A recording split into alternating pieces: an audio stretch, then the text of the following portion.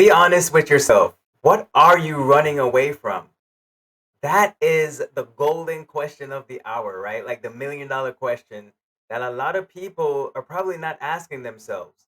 And I think that's kind of a detriment because this is the one question that we should be asking ourselves almost daily, especially, or maybe not even daily, but maybe monthly, right? Or ever so often, we should be asking ourselves this question to check in on ourselves, right? Because sometimes we're running away from something and we don't even know what we're running away from. And so, if we're being honest with ourselves, it actually gives us the opportunity to pinpoint that thing. Let's give that thing a name so that way we can stop chasing after it, right? Let's capture it so that way we don't have to keep asking ourselves the same question over and over and over again, right? Now we can have some clarity if we're being honest with ourselves to find out what exactly we're running away from.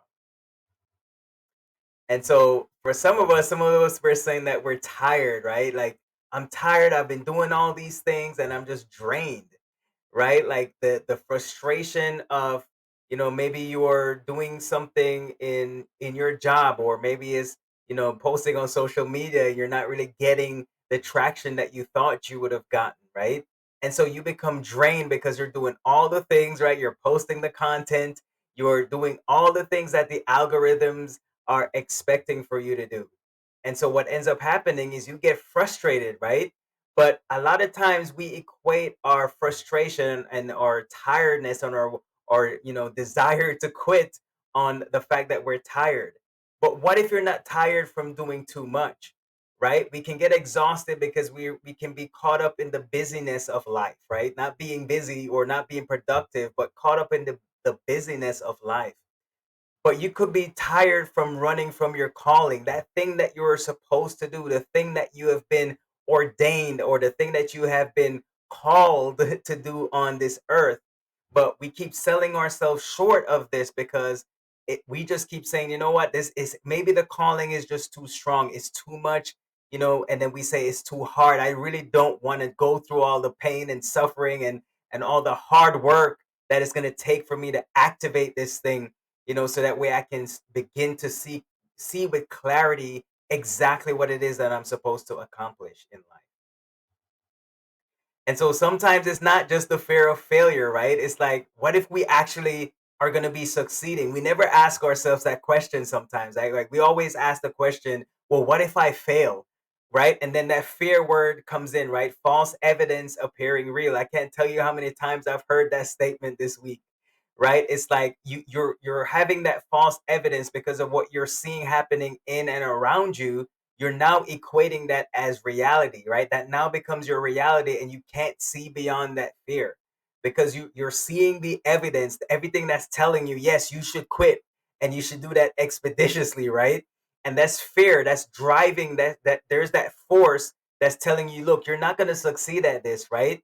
And so a lot of times what ends up happening is we can either quit or we pivot, right? In my case, I like the word pivot because it gives me that opportunity to say, okay, well, maybe this may not be working out right now. Maybe what if I could find success in doing something else? Or maybe, transitioning to another perspective, right? You guys can read between the lines what I mean by that, right? If you follow me on any of my social media platforms, right? And so why not ask ourselves the question, well, what if I actually succeed at this, right?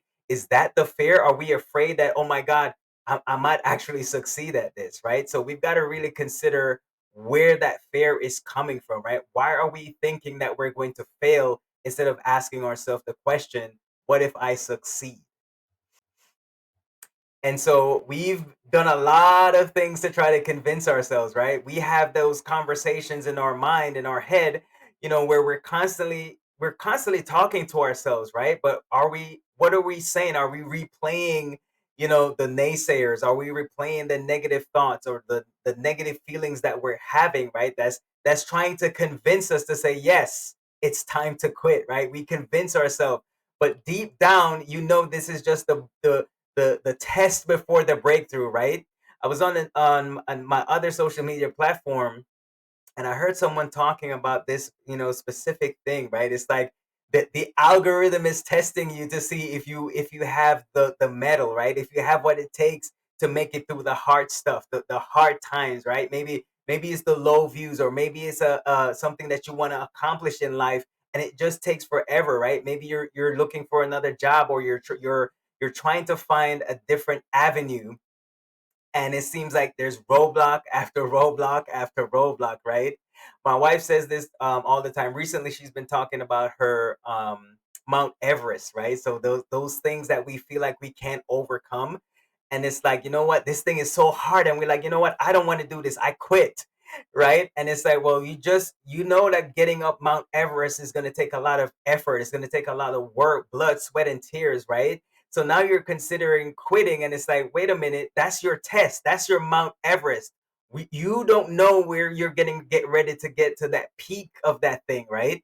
So we quit too soon, too often, right? That is like the mantra. We quit too soon, too often to be able to see this thing through, right? I want to be able to see like what's the next step? What could be what is in the realm of possible for me, right? So if we begin to change our mindset on our perspective on the Mount Everest, the thing that is so tough that is in front of us, right?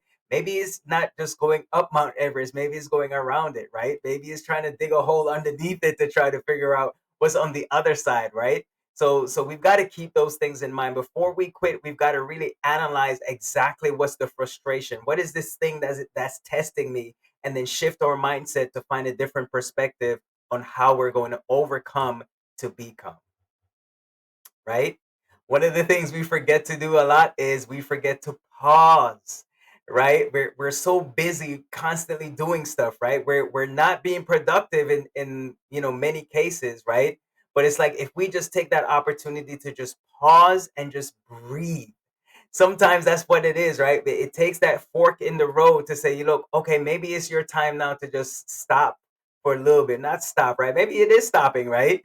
But pause and just take that deep breath, right? And just remember, why did I start this journey? A lot of us, we get hyper focused on, one specific thing, whether it's one platform, one way of doing things, that we pigeonhole ourselves, right? We're like, oh, I gotta only see it this way, and we have the blinders on so much. Sometimes we gotta have to take the blinders off to say, wait a minute, let me find a different perspective. Let me go revisit my why. Why did I start doing this in the first place? And then determine whether or not this aligns with where you're trying to go, whatever it is that you're trying to accomplish. One of the things that we all have to remember is that we are chosen for this chapter, right? You see that illuminated pawn in the center right there, right? Yes, you're chosen for such a time as this. And so when you reflect on why am I here, like what is my purpose, right? We want to talk about your purpose, because if you quit now, you're not going to rewrite your story. You're just going to delay your purpose, right? And I know a lot of times people say, well, I don't know my purpose. Well, you know what? I don't know my purpose either. The only way I'm going to find out what my purpose is, I have to begin the journey, right? I've got to be able to start moving those pieces on the chessboard, right? I've got to start moving the pawn in different ways, or I've got to be, able to apply strategy. I've got to use strategic methods in order to get to my destination, right? Be able to put that checkmate on the board, right? So we've got to really consider those things, right? We're not going to rewrite our story if we quit now. We're just going to delay our purpose. So we should just be in this for the long haul, right? Just keep going and see what the end is going to be, right? Back to my point here, right? Keep going, keep moving, right? If you remain stagnant and you're stuck in one place, it's not going to get easier if you stop, right? Or if you find yourself stuck in it, right?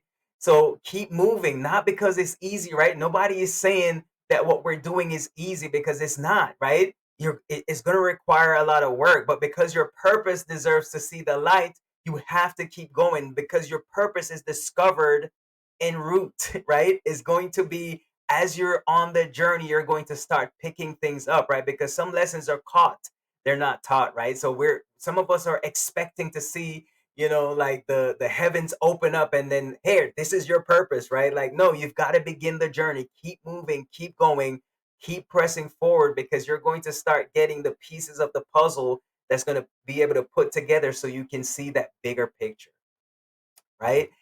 So here's what I would leave you with, right? Just keep going. That is the message. It doesn't matter what the situation looks like. It doesn't matter, what's happening in, through, and around you, right? Just make sure that you're always focused on your why, the reason why you decided to embark on any kind of journey, right? And you can always stop and journal and weigh the pros and cons and find out exactly like why did I start this journey, right?